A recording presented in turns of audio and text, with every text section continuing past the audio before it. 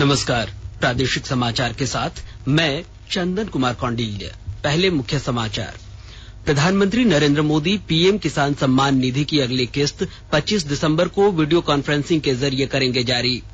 केंद्रीय मंत्रिमंडल ने अनुसूचित जाति के छात्रों के लिए 5 वर्षों के लिए पोस्ट मैट्रिक छात्रवृत्ति योजना के अंतर्गत 69,000 करोड़ रुपए की दी स्वीकृति। मुख्यमंत्री ने कहा, जनजीवन सामान्य बनाने के लिए सरकार निरंतर प्रयासरत, गरीब, जरूरतमंद और निराश्रितों को मदद करना सभी का कर्तव्य। और देवघर और गिरिडीह जिले से पुलिस ने 17 साइबर अपराधियों को किया गिरफ्तार, कई मोबाइल फोन, नकद और सामान बरामद। और अब समाचार से पहले एक जरूरी संदेश। कोविड-19 महामारी के खिलाफ देश एकजुट होकर लड़ रहा है। आप भी हमारे साथ सुरक्षा और बचाव के 3 आसान एहतियात उपायों का संकल्प लें। मास्क पहने, 2 गज की दूरी है जरूरी, सुरक्षित दूरी बनाए रखें, हाथ और मुंह साफ रखें। और अब बढ़ते हैं समाचारों की ओर। प्रधानमंत्री नरेंद्र मोदी प्रधानमंत्री किसान सम्मान निधि के अंतर्गत वित्तीय लाभ की अगली किस्त शुक्रवार को वीडियो कॉन्फ्रेंसिंग के जरिए जारी करेंगे। 9 करोड़ से अधिक लाभार्थी किसान परिवारों के खातों में 18,000 करोड़ रुपए से अधिक की राशि अंतरित की जाएगी। प्रधानमंत्री इस कार्यक्रम के दौरान 6 राज्यों के किसानों से संवाद भी करेंगे। ये किसान प्रधानमंत्री किसान सम्मान निधि और किसानों के कल्याण के लिए सरकार द्वारा की गई अन्य पहल के बारे में अपने अनुभव बताएंगे। इस अवसर पर केंद्रीय कृषि मंत्री भी मौजूद रहेंगे। प्रधानमंत्री किसान सम्मान निधि योजना के अंतर्गत प्रति वर्ष लाभार्थी किसानों को 6,000 रुपए, 2,000 रुपए की 3 किस्तों में दिए जाते हैं। यह राशि सीधे लाभार्थियों के खाते में अंतरित की जाती है। केंद्रीय मंत्रिमंडल ने आज फिल्म प्रभाग, फिल्मोत्सव निदेशालय, national film archives of India और भारतीय बाल फिल्म सोसाइटी को राष्ट्रीय फिल्म विकास निगम में समाहित करने को अपनी मंजूरी दे दी। मंत्रिमंडल की बैठक के बाद सूचना और प्रसारण मंत्री प्रकाश जावड़ेकर ने मीडिया को इसकी जानकारी दी। इन विभागों के विलय के साथ ही उनकी परिसंपत्तियों और कर्मचारियों को भी समाहित करने के बारे में व्यवस्था की जा रही है। सभी मीडिया इकाइयों के कर्मचारियों के हितों को पूरी तरह ध्यान में रखा जाएगा और किसी भी कर्मचारी को हटाया नहीं जाएगा। श्री जावड़ेकर ने कहा कि मंत्रिमंडल ने भारत में डीटीएच सेवाओं को उपलब्ध कराने के बारे में दिशा निर्देशों में संशोधन को अपनी मंजूरी दे दी है। उन्होंने कहा कि डीटीएच लाइसेंस 20 वर्षों के लिए जारी किए जाएंगे और लाइसेंस शुल्क तिमाही आधार पर लिया जाएगा। इस मौके पर सामाजिक न्याय और अधिकारिता मंत्री थावर चंद गहलोत ने मीडिया को बताया कि मंत्रिमंडल ने अनुसूचित जाति के छात्रों के लिए 5 वर्षों के लिए पोस्ट मैट्रिक छात्रवृत्ति योजना के अंतर्गत 69,000 करोड़ रुपए की स्वीकृति दी है। उन्होंने कहा कि केंद्र सरकार इस मद में 35,534 करोड़ रुपए खर्च करेगी, जो कुल राशि का 60% है। शेष 40% हिस्सा राज्य सरकारों द्वारा वहन किया जाएगा। इधर केंद्रीय स्वास्थ्य मंत्रालय ने SARS-CoV-2 संक्रमण के नए प्रकार के लिए मानक संचालन प्रक्रिया SOP जारी की है। ब्रिटेन की सरकार ने अपने देश में इस संक्रमण के मामले सामने आने के बारे में विश्व स्वास्थ्य संगठन को जानकारी दी है। रोग नियंत्रण के यूरोपीय केंद्र का अनुमान है कि यह नया वायरस अधिक तेजी से फैलता है और युवाओं को प्रभावित करता है। नए वायरस को 17 बदलावों या उत्परिवर्तनों के सेट पर परिभाषित किया गया है। सबसे महत्वपूर्ण उत्परिवर्तनों में से एक स्पाइक प्रोटीन में है। स्पाइक प्रोटीन में परिवर्तन से वायरस अधिक संक्रामक हो सकता है और लोगों के बीच अधिक आसानी से फैल सकता है। एसओपी में उन गतिविधियों का विवरण है जो प्रवेश स्थान और उन सभी अंतर्राष्ट्रीय यात्रियों के लिए है जो पिछले 4 हफ्तों यानी 25 नवंबर से आज तक ब्रिटेन से आए हैं। ब्रिटेन से 23 से 31 दिसंबर तक या अगले आदेश तक उड़ानें अस्थायी रूप से निलंबित हैं। वहीं 21 से 23 दिसंबर के बीच ब्रिटेन से या वहां से होकर आने वाले विमान भारत में आने वाले यात्रियों का आरटीपीसीआर परीक्षण किया जाएगा।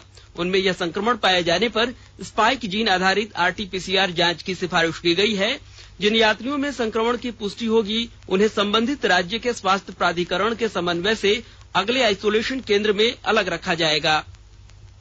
वहीं झारखंड में पिछले 24 घंटे के दौरान 246 लोगों ने कोविड को मात दी है, जबकि इस दौरान सैंपल जांच में 209 नए कोरोना मामलों की भी पुष्टि हुई है। ताजा आंकड़े के मुताबिक राज्य में अब तक 1,10,758 कोरोना वीरों ने कोविड को मात दी है, जिसके बाद राज्य का कोरोना रिकवरी रेट बढ़कर 97.66% हो गई है।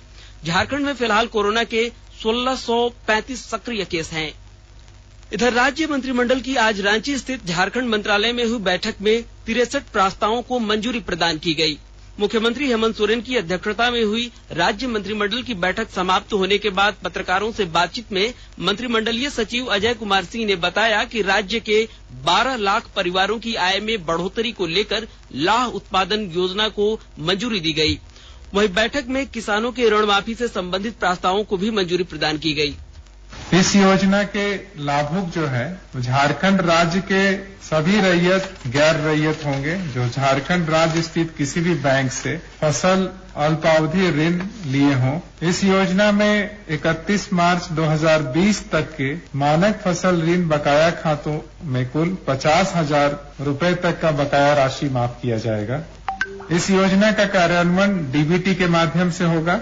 एक परिवार के एक ही सदस्यों को इसका लाभ मिलेगा और आवेदन के लिए आवेदक को ₹1 सेवा शुल्क के रूप में उनसे प्राप्त किया जाएगा।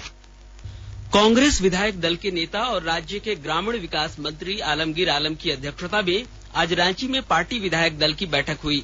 इस बैठक में कांग्रेस के 3 विधायकों को छोड़कर सभी विधायक मौजूद थे। बाद में पत्रकारों से बातचीत में श्री आलम ने बताया कि आगामी 29 दिसंबर को गठबंधन सरकार के 1 वर्ष का कार्यकाल पूरा होने पर पार्टी कार्यकर्ता राज्य सरकार की उपलब्धियों को जन जन तक ले जाएंगे।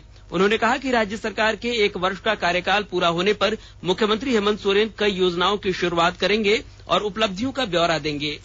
झारखंड में चाहे प्रधानमंत्री आवास हो, चाहे मैंडेट देने के लिए हो, चाहे जो मैंडेट देने में सबसे अव्वल रहा है और दूसरा कामों में अव्वल रहा है। इसलिए हम समझते हैं कि ये कोविड-19 को रहते हुए भी हमारी सरकार और हमारे मंत्री अच्छा काम किए हैं और जिसका लेखा जोखा 29 तारीख को हमारे माननीय मुख्यमंत्री जी जनता के बीच में रखने के काम करेंगे। आकाशवाणी के ताजातरीन समाचारों के लिए आप हमारी वेबसाइट newsonair.com पर लॉग इन कर सकते हैं। ताजा समाचार Twitter handle @AIR news alerts और Facebook page All India Radio news पर भी उपलब्ध है। आप प्रादेशिक समाचार एकांश के ट्विटर हैंडल @AIR news_रांची और Facebook page AIR news Ranchi के अलावा हमारे YouTube channel regional news unit Ranchi पर भी बुलेटिन को सुन सकते हैं। प्रादेशिक समाचार आप आकाशवाणी रांची से सुन रहे हैं और अब पेश है कोरोना से बचाव के कुछ संदेश। कोविड-19 से बचाव और सुरक्षित रहने के 3 उपाय। मास्क लगाएं, 2 गज दूरी है जरूरी, सुरक्षित दूरी रखें, हाथ और मुंह साफ रखें।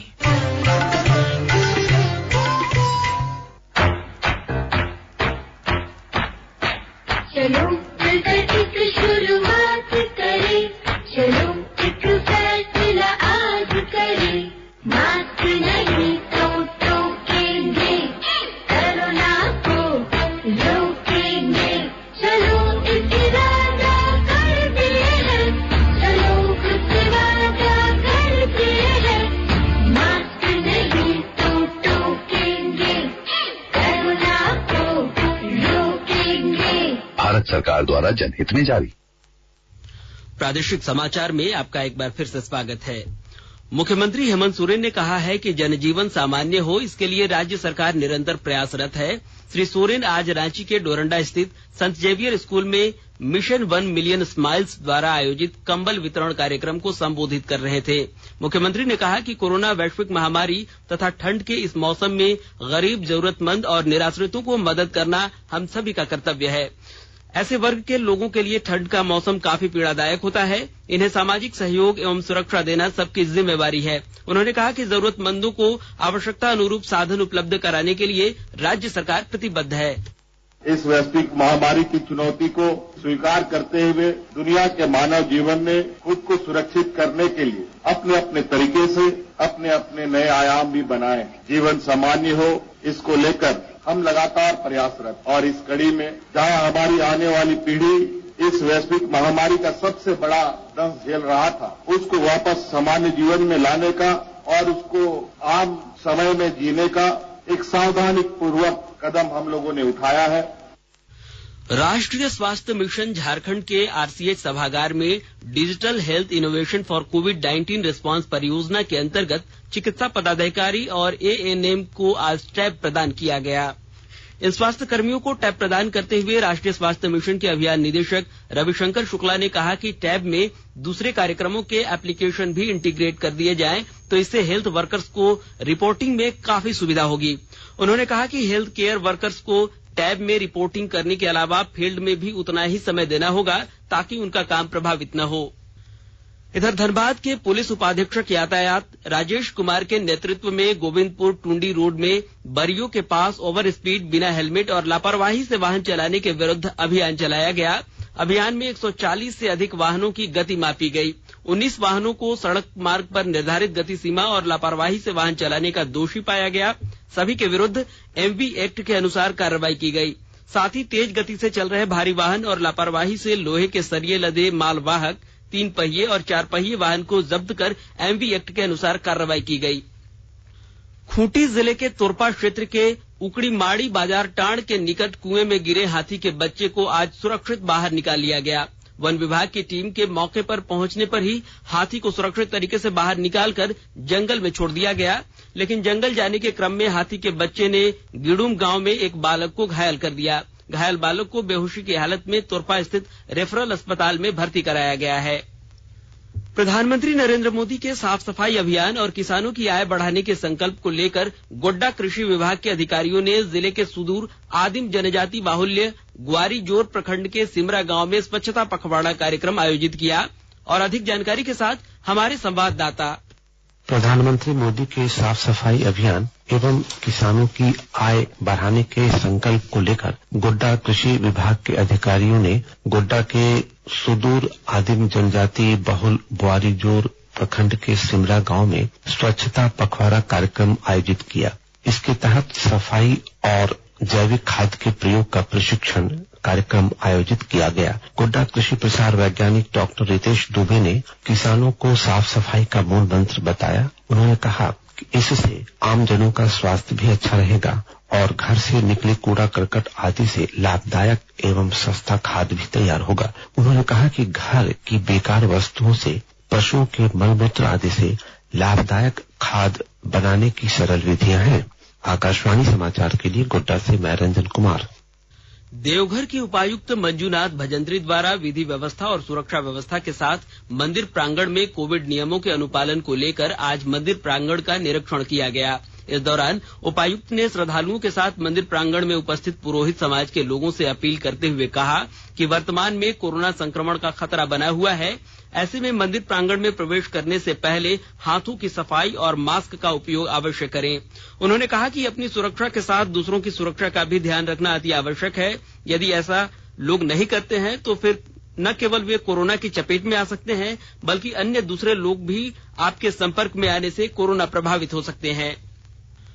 देवघर पुलिस को साइबर अपराधियों के खिलाफ चलाए जा रहे अभियान में आज एक बार फिर बड़ी सफलता मिली है। पुलिस ने विभिन्न थाना क्षेत्र में छापेमारी कर 11 साइबर अपराधियों को गिरफ्तार कर लिया है। इनके पास से बड़ी संख्या में मोबाइल, सिम, एटीएम कार्ड व पासबुक समेत 1 लाख से अधिक नकदी भी बरामद की गई है। पुलिस अधीक्षक अश्वनी कुमार सिन्हा ने बताया कि गिरफ्तार अपराधियों के पास से 25 mobile, 34 SIM card, 4 motorcycle, 15 ATM, 16 passbook, 2 laptop, 1 chequebook, 2 4 पहिया वाहन समेत नकद 1,61,000 रुपए बरामद किए गए हैं। इधर गिरिडीह जिले से भी पुलिस ने 6 साइबर अपराधियों को गिरफ्तार करने में सफलता हासिल की है। और अब सुनते हैं संक्षिप्त खबरें। चतरा जिले के गिद्धौर थाना क्षेत्र से चतरा और हजारीबाग जिले की पुलिस ने बुधवार की सुबह 15 ग्राम ब्राउन शुगर के साथ 2 तस्करों को किया गिरफ्तार। पाकुड़ जिले के बंद पड़े पचुवाड़ा सेंट्रल कोल ब्लॉक के मशीन यार्ड से हो रही लोहा चोरी मामले को लेकर अज्ञात लोगों के खिलाफ आमड़ापाड़ा थाने में प्राथमिकी दर्ज कराई गई है। गढ़वा अंबिकापुर राजमार्ग पर रंका थाना क्षेत्र में एक ट्रक ने 2 सगी बहनों को अपनी चपेट में ले लिया। हादसे में छोटी बहन की घटनास्थल पर ही मौत हो गई, जबकि बड़ी बहन घायल हो गई। वहीं रामगढ़ जिले में बढ़ते ठंड के प्रकोप को देखते हुए जिला प्रशासन द्वारा लुप्तप्राय जनजाति बिरहोर के बीच आज कंबल का वितरण किया गया। उपायुक्त संदीप सिंह ने बताया कि जिला प्रशासन ने करीब 30,000 कंबल बांटने का लक्ष्य रखा है, जो अगले 2 से 3 दिनों में पूरा होगा। और अंत में मुख्य समाचार एक बार फिर। प्रधानमंत्री नरेंद्र मोदी पीएम किसान सम्मान निधि की अगली किस्त 25 दिसंबर को वीडियो कॉन्फ्रेंसिंग के जरिए करेंगे जारी। केंद्रीय मंत्रिमंडल ने अनुसूचित जाति के छात्रों के लिए 5 वर्षों के लिए पोस्ट मैट्रिक छात्रवृत्ति योजना के अंतर्गत 69,000 करोड़ रुपए की दी स्वीकृति। मुख्यमंत्री ने कहा, जनजीवन सामान्य बनाने के लिए सरकार निरंतर प्रयासरत, गरीब, जरूरतमंद और निराश्रितों को मदद करना सभी का कर्तव्य। और देवघर और गिरिडीह जिले से पुलिस ने 17 साइबर अपराधियों को किया गिरफ्तार, कई मोबाइल फोन, नगद और अन्य सामान बरामद। इसके साथ ही आकाशवाणी रांची से प्रादेशिक समाचार का यह बुलेटिन समाप्त हुआ। नमस्कार। घर में रहिए, सुरक्षित रहिए और सुनते रहिए आकाशवाणी।